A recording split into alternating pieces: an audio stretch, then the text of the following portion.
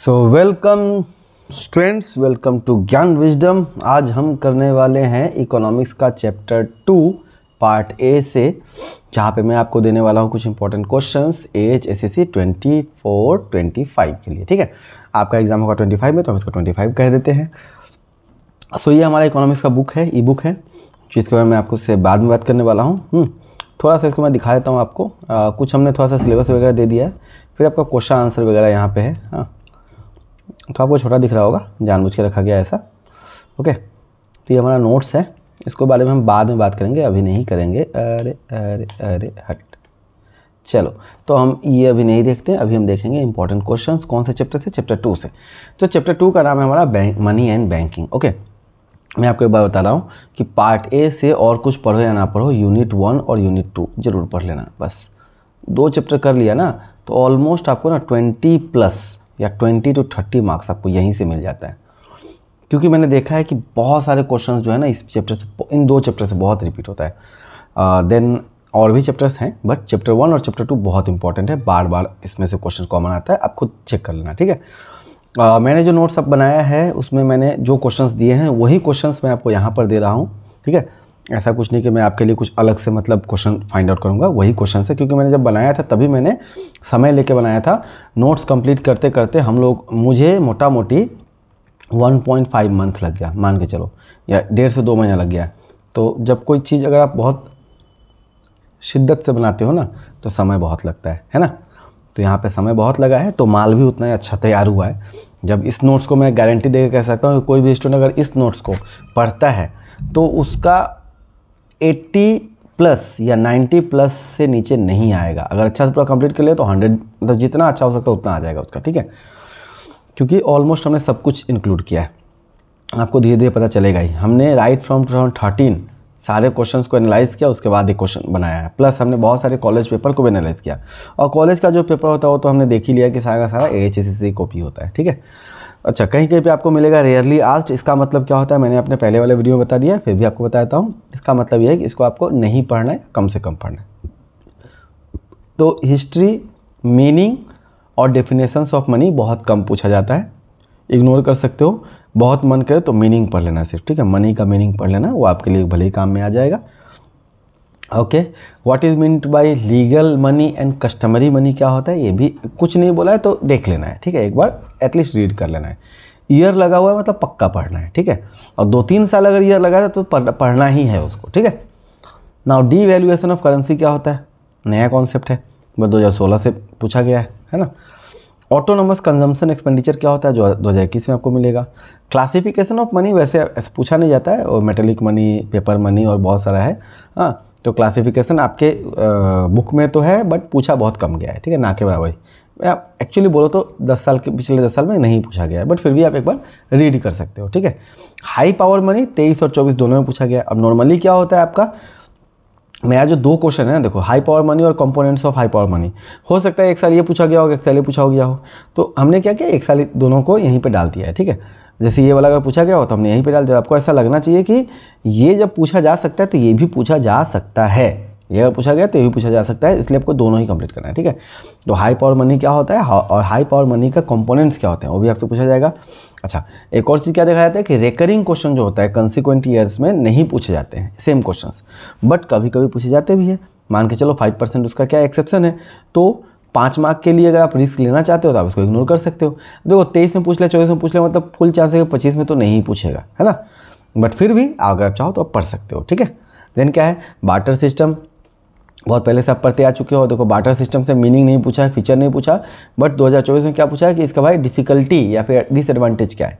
तो हमने अपने नोट्स में पूरा का पूरा बार्टर सिस्टम क्या होता है, इसके फीचर्स क्या होते हैं, डिसएडवांटेज क्या है, एडवांटेज क्या है, और कैसे पैसा जो है बार्टर सिस्टम के प्रॉब्लम से आने वाले प्रॉब्लम को सॉल्व करता है। बेसिकली उसका जो मनी का एडवांटेज क्या है ओवर बार्टर सिस्टम, वो हमने डाल दिया। ठीक है, 2018 पूछा हुआ था। ठीक है, evolution of money rarely asked. ठीक है, velocity of circulation of money 15 और 20 में पूछा गया, तो इसको आप जरूर कर लीजिएगा। Then motive of demand for money, ये आप कर लीजिएगा। Functions of money most important, functions of money most important, functions of central bank, commercial bank most important, करना ही करना है। Transaction demand for money rarely asked. ठीक है, देन यहाँ पर speculative demand for money in relation of rate of interest या फिर स्पेकुलेटिव डिमांड होता क्या है, तो 14 और 17 पूछा गया, आपको जरूर कंप्लीट करना, ठीक है। लिक्विडिटी ट्रैप क्या होता है, ये आज के टाइम में बहुत जरूरी है लिक्विडिटी ट्रैप, तो इसको ऑब्जर्व कर लीजिएगा, प्रैक्टिकल क्वेश्चन है, ठीक है। Money supply, measures of money supply बहुत कम पूछा गया है, ठीक है। पोस्ट ऑफिस को क्या हम लोग बैंक मान सकते हैं, हाँ तो क्यों, नहीं तो क्यों, तो बेसिकली नहीं मान सकते हैं, और क्यों नहीं मान सकते हैं वो आपको जानना चाहिए। तो why is post office not considered as bank, या फिर 1 मार्क का क्वेश्चन ऐसे पूछ देगा, can a post office be considered as a bank, ठीक है, तो क्वेश्चन बन सकता है। कॉमर्शियल बैंक क्या होता है, प्राइमरी और सेकेंडरी ऑब्जेक्टिव क्या है, ठीक है। फंक्शंस ऑफ कॉमर्शियल बैंक क्या है, बार बार पूछा गया है, ठीक है। देन डिटेल अबाउट मनी या फिर क्रेडिट क्रिएशन, ये बहुत इंपॉर्टेंट टॉपिक है इकोनॉमिक्स और फाइनेंस दोनों के लिए, है ना। कैसे ये काम करता है, एक एग्जांपल देकर समझाइए, ये आपको जरूर पढ़ना चाहिए, ठीक है। Then limitations of credit creation, क्या क्या लिमिटेशन होते हैं, हाँ तो बेसिकली चलो आंसर भी क्यों बताना ना, आप तो नोट्स पढ़ोगे ही, आंसर तो पढ़ोगे ही।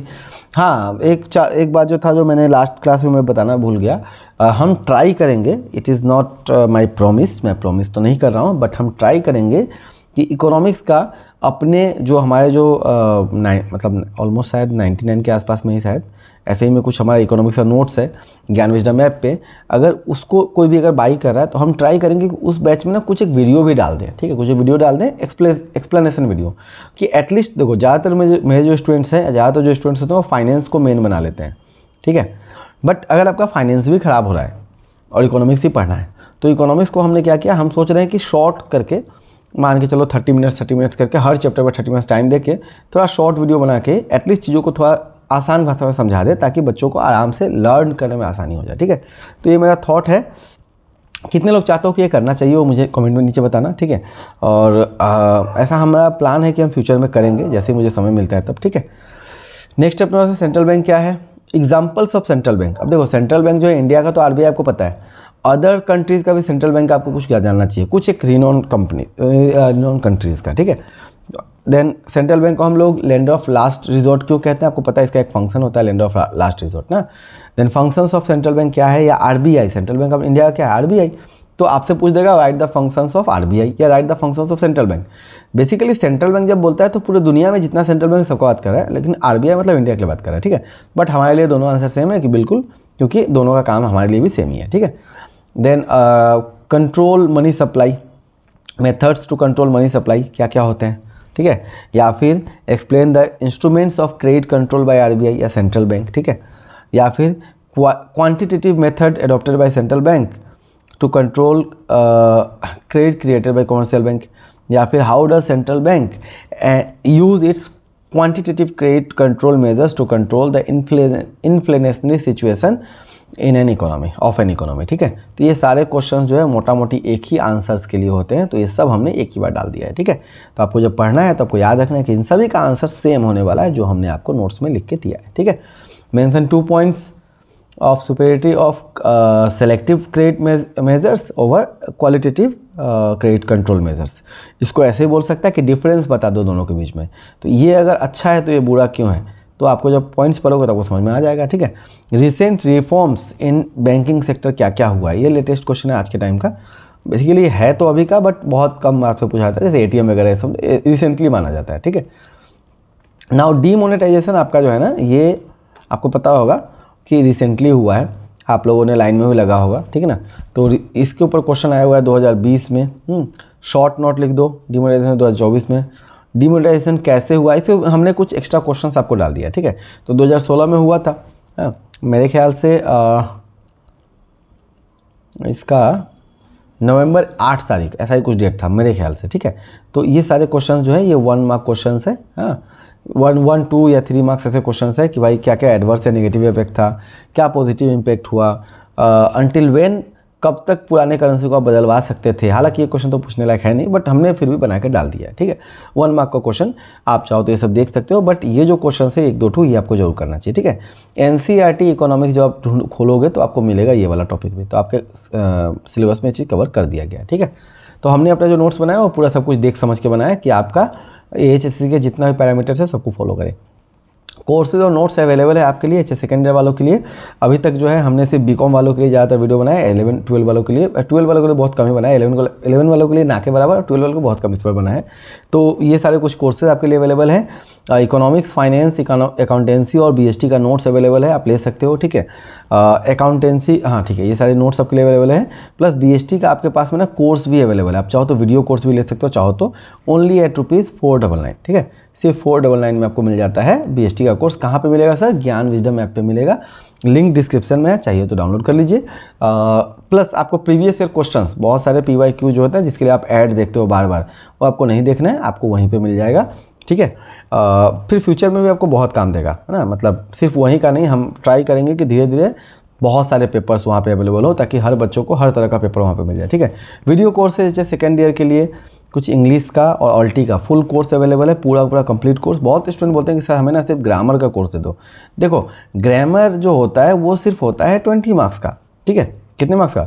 सिर्फ 20 मार्क्स का आपको ग्रामर मिलेगा, है ना, फंक्शनल ग्रामर। अरे रे रे रे, ओके, सो लैपटॉप हो गया था ऑफ, मुझे लगा कि ये सब ख़त्म हो जाएगा, बट था, ठीक है, चल रहा था, तो आई गेस हमारा काम शायद ठीक ठाक हो गया है। तो मैं बोल रहा था कि ग्रामर जो है वो आपका आता है 20 मार्क का फंक्शनल ग्रामर, और 20 मार्क का मोटा मोटी मतलब आपका आता है राइटिंग स्किल्स, ठीक है, एडवांस राइटिंग स्किल्स। बचा हुआ जो 60 मार्क्स है उसको आप कम मत समझो, क्वेश्चन आंसर से आप रट्टा लगा लोगे, सोचो कि मैं लिख दूंगा, वो नहीं है।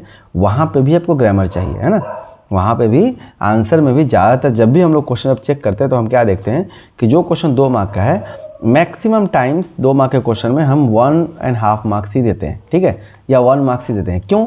अगर आपने छोटा मोटा ग्रामेटिकल मिस्टेक अगर 2 कर दिया तो आपका आधा नंबर कट गया। अगर कहीं पे भी ऐसा कुछ पंक्चुएशन मार्क्स का अगर प्रॉब्लम है तो वहाँ पे आपको मतलब दो गलती, अगर 3 गलती तक होता है तो हम हाफ मार्क्स ही काटा जाता है, ठीक है। तो ये सारा टेक्निक भी जानना बहुत जरूरी है, वो सब चीज़ हमने आपको डिस्कस किया है उस कोर्स में, ठीक है। ऑल्टी कोर्स में आपको ऐसे का टेक्निक दिया जाएगा, सेंटेंस करेक्शन के लिए बहुत सारे क्लासेस दिए गए हैं, और प्लस आपको इंग्लिश के लिए तो बहुत सारे क्लासेस, ग्रामर मतलब वॉइस नरेशन, टेंस, ये सब तो आपको मिलेगा, ठीक है। तो आपको अगर इंग्लिश, अच्छा एक और मैं बार बताता हूँ अपने स्टूडेंट्स को कि इंग्लिश और अल्टरनेटिव इंग्लिश वो सब्जेक्ट हैं जो कि एक क्रिकेटर के लाइफ में एक जो आपका होता है ना, वो क्या बोलते हैं उसको हम लोग, फुल टॉस बॉलर ना, जो डायरेक्ट आपके बल्ले पे बॉल फेंकता है, वही सब्जेक्ट है ना। बल्ला और विकेट दोनों पे रहता है, ये रहा आपका विकेट और ये रहा इधर में इसका बल्ला। मेरा ड्राइंग बहुत गंदा है तो उसके लिए हंसता मत, ठीक है। अब देखो सिंपली बॉल कहाँ पे आने वाला है, यहाँ पे, है ना। अगर बच्चे को करने आता है, खेलने अगर आता है तो एक बार में वो क्या करेगा, छक्का मार देगा, ठीक है। और नहीं तो क्या करेगा पता है ना, बैट हटा देगा और उसका विकेट उखड़ जाएगा। तो आप 6-6 घंटे 8-8 घंटे पढ़ते हो, अगर आप साइंस वाले हो तो आप पढ़ते हो, फिजिक्स, केमिस्ट्री, बायो, मैथमेटिक्स, ये सब के लिए आप 6 से 7 घंटे पढ़ते हो, फिर भी जाके आपको मार्क्स कितना आता है, 60 और 50, बहुत ज़्यादा पढ़ने के बाद। इंग्लिश को अगर उसका आप 1/3 या 1/4 टाइम भी देते हो तो वो आपको लेटर ला के देता है। बट जब आप परसेंटेज के काउंट करते हो तो क्या आपका परसेंटेज में ये कंट्रीब्यूट नहीं कर रहा है, पूरा बराबर कंट्रीब्यूट कर रहा है ना। तो इसलिए इंग्लिश ऑल्टी को कभी भी इग्नोर नहीं करना चाहिए, ठीक है। चलिए बाय बाय, इतना ज्ञान आज के लिए काफ़ी है, ज़्यादा बोलूँगा